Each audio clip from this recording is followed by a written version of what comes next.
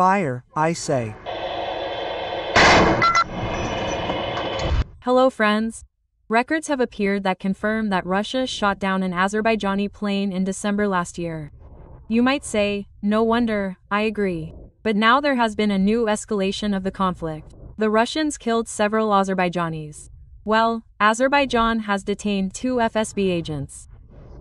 Meanwhile, the United States has suspended the supply of some critically important ammunition to Ukraine. Meanwhile, the Russians are advancing in the Sumy region. I will tell you about the causes and possible consequences of these events in just a few seconds. Subscribe to our channel. Here we tell the truth, no matter how uncomfortable it is, and you should be aware. Thank you for subscribing. Let's go. Russia has accumulated about 50,000 soldiers who are stationed near the Sumy region in Ukraine. What will you do if Russia launches an offensive? We'll see what happens. I'm watching this very closely. That's it, friends. The President of the United States, one of those who are being sent for the Nobel Peace Prize, is reacting to the fact that a group of 50,000 Russians is now near Sumy and preparing for an offensive. Trump is going to monitor the situation. The Russian army has crossed the border of the Kursk-Sumy region and is advancing further towards Sumy, being 20 kilometers from the city. The Wall Street Journal writes about this. On July 1st, friends, the General Staff showed the advance of the Russians in the Sumy region on maps for the first time since February. That is, this is an officially confirmed fact. In the meantime, Trump has other important things to do. The President of the United States has opened the so-called alligator Alcatraz. What is it? This is a camp for immigrants who are subject to deportation. The facility is located about 60 kilometers from Miami in a huge subtropical wetland area, where alligators, crocodiles, and pythons live. Trump wants to use these faunal inhabitants as unpaid labor to protect the facility.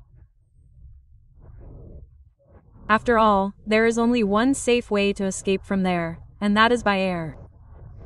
There is no other. Returning to Ukraine, in total, in June the enemy occupied 556 square kilometers of Ukrainian territory, which is the worst indicator in 2025. Friends, this is what PSEY writes about. The greatest advances fell on the Novopavlivsky and Pokrovsky directions. This is 29% and 27%, respectively. Among the leaders is Sumy region with an indicator of 18%. What about the rest of the territories, friends? Well, or rather, with protection, the US has currently suspended the supply of some air defense missiles and high-precision ammunition to Ukraine. This is reported by Politico. NBC News adds that U.S. Defense Secretary Pete Hegseth ordered the suspension of the shipment of missiles and ammunition to Ukraine due to concerns about the state of American arsenals. They say that they themselves do not have enough. This was told to journalists by 2 Pentagon officials, 2 representatives of Congress, and 2 informed sources. The weapons, the delivery of which is delayed, also include 1,155 meters 3 high-explosive shells for howitzers. Friends, more than 100 Hellfire missiles, more than 250 high-precision GMLRS missiles, as well as dozens of Stryker surface-to-air missiles, AIM air-to-air missiles, and grenade launchers. The trouble is real. Some of the consignments are already in the region, but they were stopped right before they could be transferred to our country.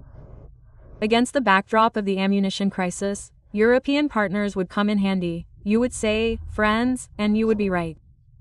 Germany still has doubts.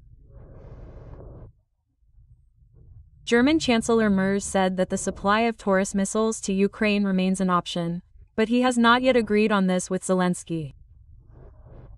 According to Merz, training Ukrainian pilots, especially for this Taurus system, will take about 100 months. And the training has not even begun yet. It was always clear that if we supply Taurus, then this weapon will not be used by German soldiers, but by Ukrainian ones. By the way, the same goes for other cruise missiles supplied by Great Britain or France.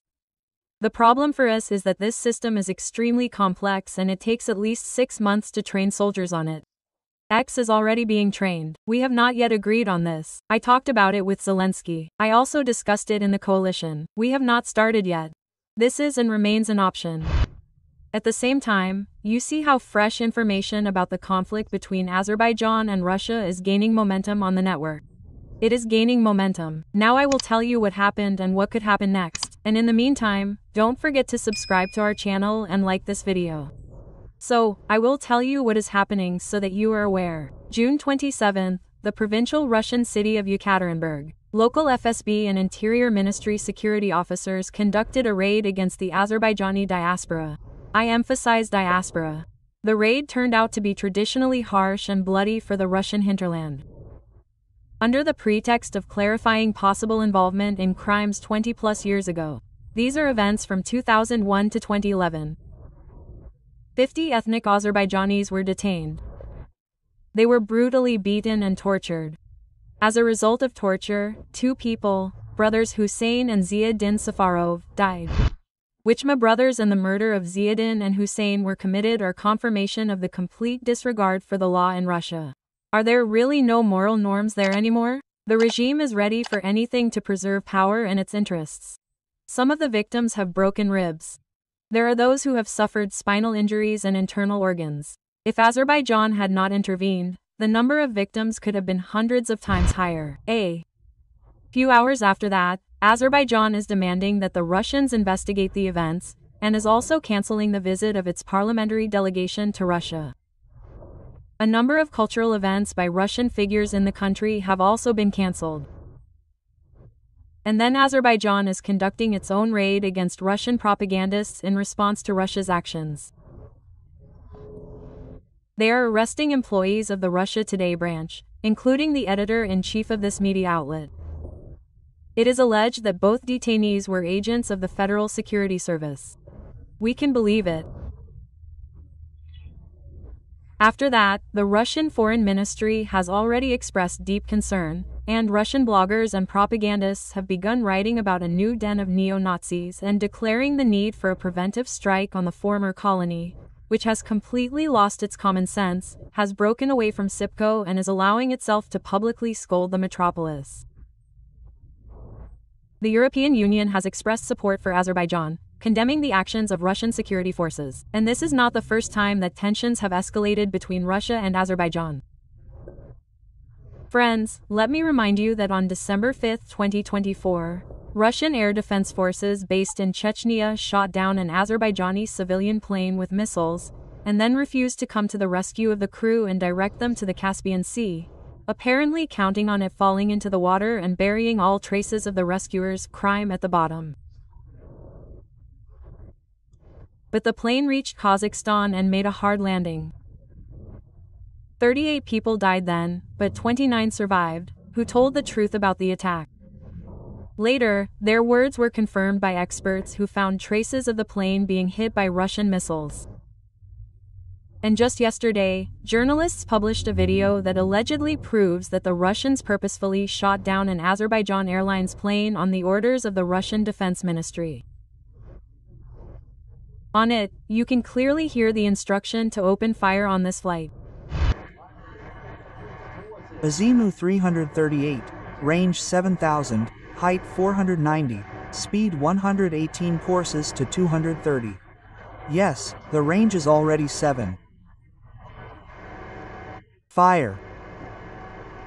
Fire, I say. At that time, the president of Azerbaijan Ilham Aliyev stated that the plane was fired upon from the ground. He also indicated that Russia should have admitted its guilt, apologized in a timely manner to Azerbaijan, which is considered a friendly country for them, and conveyed this to the public. Friends, the Watch of Darkness unit, which is currently performing combat missions in the Pokrovsky direction. This is reconnaissance. These are our scouts from Gurmo who need a pickup truck to perform combat missions. You understand how delicate the work of our scouts is, especially in this hot direction, and how much they need to have a car. So let's help. QR code on the screen. In the description of this video you will find a link where you can join the guard gathering. They are extremely cool. Let's finish this collection quickly, because it is urgent.